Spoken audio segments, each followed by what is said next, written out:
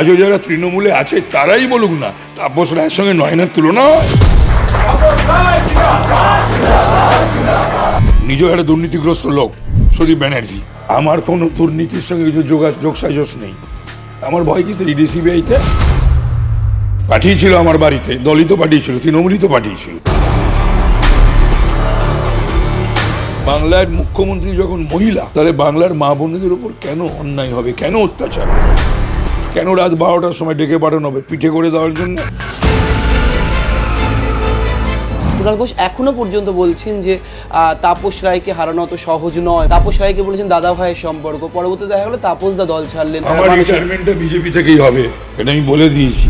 তৃণমূল যেই চালাক না, আমার কি তার? নারদে যারা রয়েছে, শুধু শুভেন্দুর কথা বলা হয় কেন? নারদে তো 1 ডজন রয়েছে, তৃণমূলের সব এমপি এমএলএ অনেকেই। তাদের কি হবে? ভারতবর্ষে কোথায় কংগ্রেস, বাংলায় কোথায় সিপিএম, কোথায় কংগ্রেস? ওই হালি হবে তৃণমূলে। জুন মাসে একটা মিটিং হয়েছিল দলের, তারপরেই আমি সিদ্ধান্ত নিয়েছিলাম যে আমি এ দল করবো না। অনেক আগেই ছেড়ে দেওয়া উচিত ছিল। যাই হোক,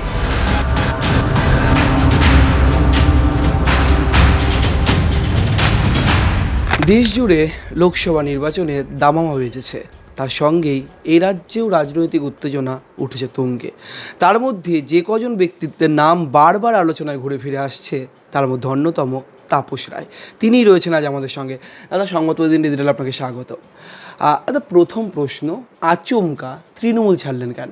আচমকা নয়, এটা তোমাদের কাছে আচমকা হতে পারে। আমি জুন মাসে সিদ্ধান্ত নিয়েছিলাম যে আমি এই দলে থাকবো না, এই দল করবো না।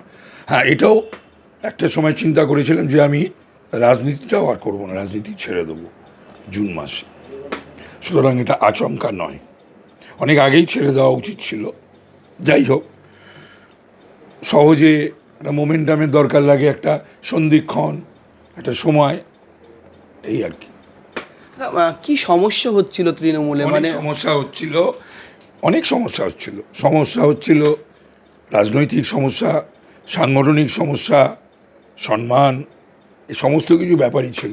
জুন মাসে একটা মিটিং হয়েছিল দলের, সেই মিটিংয়ে একটি ঘটনা ঘটেছিল। সেই ঘটনার তারপরেই আমি সিদ্ধান্ত নিয়েছিলাম যে আমি এই দল করব না। সেই ঘটনা, এবং যার জন্যে আমি তারপর থেকে কিন্তু দলের সঙ্গে ডিস্ট্যান্সও আমি দূরত্ব বাড়িয়েছিলাম। গত 8-9 মাস আমি দূরত্ব বাড়িয়েছিলাম। আমাকে বহু জায়গায়, বহু মঞ্চে আমাকে দেখা যায়নি, কিন্তু সমস্ত দায়িত্ব পালন করেছিলাম। যা যা দায়িত্ব দেওয়া হয়েছিল, নিয়েছিলাম, সেগুলো পালন করেছিলাম। তৃণমূলের অনুগত সৈনিক ছিলেন, যেই আপনি বিজেপিতে জয়েন করলেন সেই বলা হচ্ছে যে ইডির চাপে, ইডি আপনার বাড়িতে হানা দিয়েছিল, ইডির চাপে নাকি তাপস রায় দল পরিবর্তন করেছেন। সত্যি কি তাই? ইডির চাপে তারা আছে যারা দুর্নীতি করেছে, ইডির চাপে, সিবিআইয়ের চাপে তারা আছে যারা দুর্নীতির সঙ্গে যুক্ত, সরাসরি, প্রত্যক্ষ বা পরোক্ষভাবে। আমার কোনো দুর্নীতির সঙ্গে কিছু যোগসাজশ নেই। আমার ভয় কি ইডি সিবিআইতে প্রয়োজন পড়লে তারা, যারা ইডি পাঠিয়েছিল আমার বাড়িতে, দলই তো পাঠিয়েছিল, তৃণমূলই তো পাঠিয়েছিল, সুতরাং তারা এটা দেখতে পারে, যা বলতে পারে।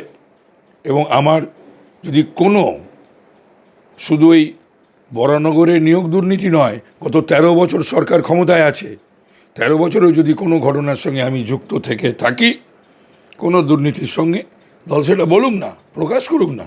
1, 2 হচ্ছে তাহলে ফার্স্ট ট্র্যাক নয়, ফার্স্ট ট্র্যাক কোর্টে আমার বিচার করে আমার শাস্তি দিয়ে দিক। এই সমস্ত কথা না বলে, বলার কথা না বলে, ইডির সঙ্গে যারা যুক্ত তারা বহুভাবে বাঁচার জন্য বহু কিছু চেষ্টা করছে, সেগুলো আমি জানি, সময় হলে বলবো। সুদীপ বন্দ্যোপাধ্যায়কে নিয়ে আপনি বারবার সরব হয়েছেন। সম্প্রতি আপনি বলেছেন ইডি ঢুকিয়েছে সুদীপ বন্দ্যোপাধ্যায় আপনার বাড়িতে। সুদীপ বন্দ্যোপাধ্যায় পলিটিক্যালি ভয় পায়, he is frightened of me, afraid of me politically. যার জন্যেই আমি যাতে নমিনেশন না পাই, পেলে যাতে নড়তে না পাই, মন্ত্রিসভায় যেতে না পাই, যেখানেই আমার নাম ওঠে, কোনো অর্থ হয়, তার বউয়ের নামটাকে দিয়ে দেয়। আমি আর নয় না, বলুক না বাংলার মানুষ, তৃণমূলের লোকেরাই বলুক না। আজও যারা তৃণমূলে আছে তারাই বলুক না তাপস রায়ের সঙ্গে নয়নার তুলনা হয়। মানে আপনার জনপ্রিয়তায় কি কেউ? আমি জানি না, কোনো জনপ্রিয়তা জানি না। রাজনীতিগতভাবে আমাকে ভয় পায় সুদীপ বন্দ্যোপাধ্যায়। আর সেই জন্যই তো আমি সভাপতি করেছিল আমাকে দল। পাগল হয়ে গেল কেন আমাকে সভাপতি থেকে সরানোর জন্যে?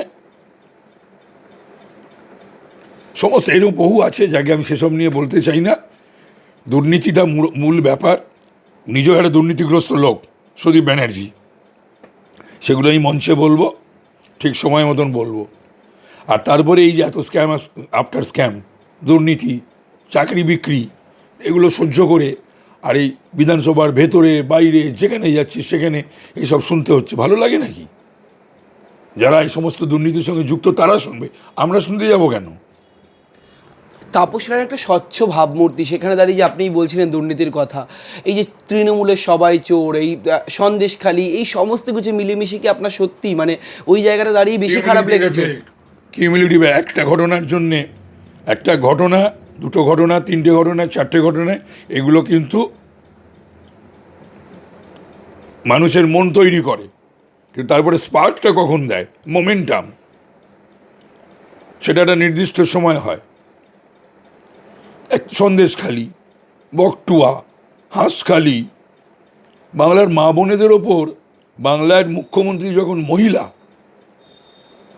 তাহলে বাংলার মা বোনেদের ওপর কেন অন্যায় হবে, কেন অত্যাচার হবে, কেন রাত 12টার সময় ডেকে পাঠানো হবে পিঠে করে দেওয়ার জন্যে, কেন তাদের সামনে তাদের স্বামীদের বেঁধে পেটানো হবে?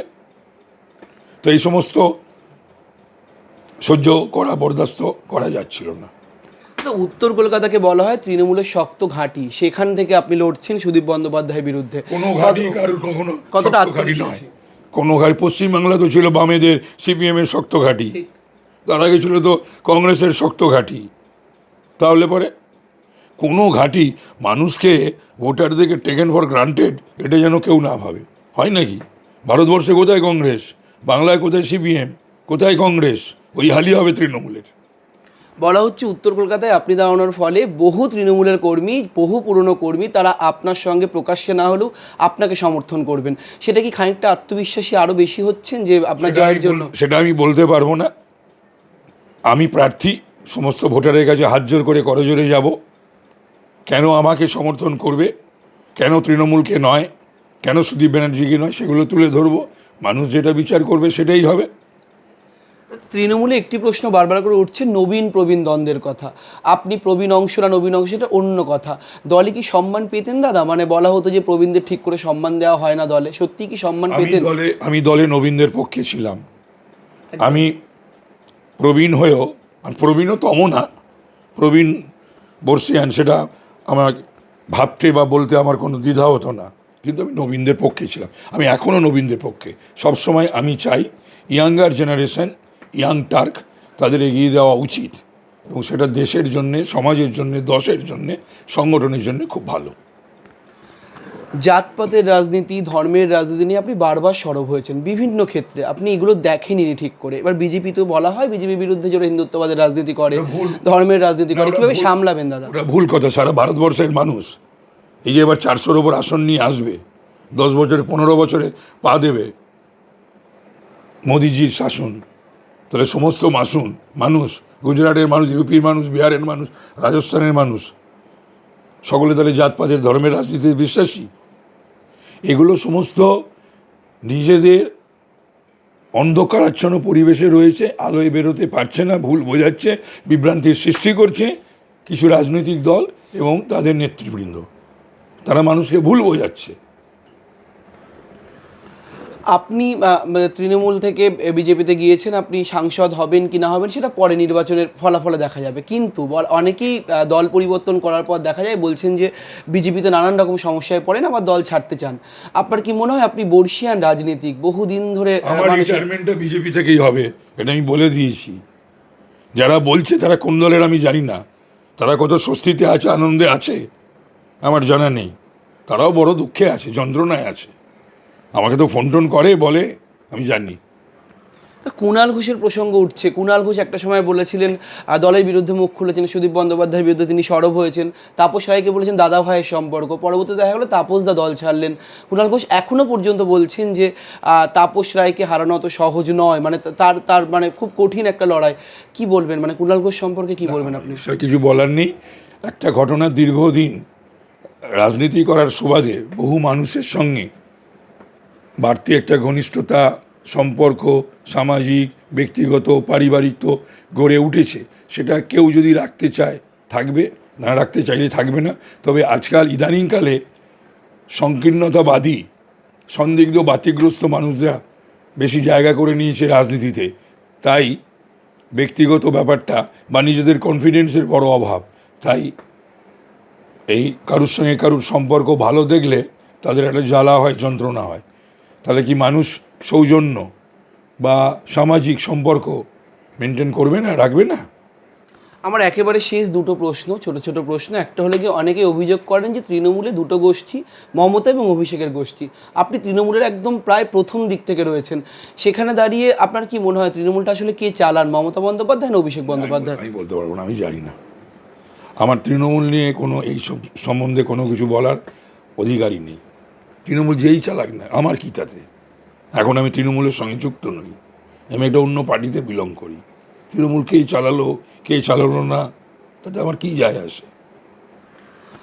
শুভেন্দুর বিরুদ্ধে মুখ খুলেছেন একটা সময়, তার বিরুদ্ধেও সরব হয়েছে নারদ থেকে নানান কিছু নিয়ে। এখন তো বিজেপিতে গিয়েছেন, কি বলবেন? নারদ কাণ্ড নিয়ে আপনার কোনো রকম কোনো মন্তব্য আছে? নারদে যারা রয়েছে, শুধু শুভেন্দুর কথা বলা হয় কেন?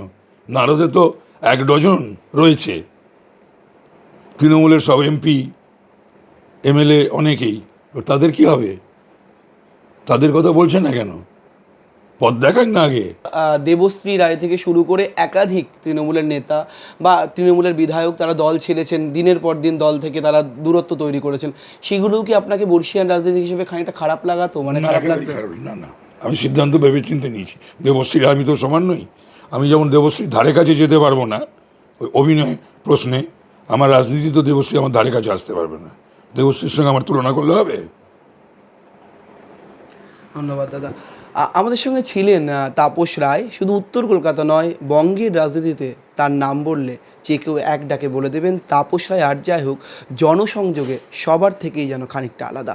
তার প্রত্যেক প্রশ্নের উত্তরে কিন্তু তিনি দেখিয়ে দিলেন তিনি আত্মবিশ্বাসী তো বটেই, মানুষের সমর্থন নিয়ে আবারও উত্তর কলকাতায় এক নতুন কোনো রেকর্ড গড়তে চলেছেন তিনি।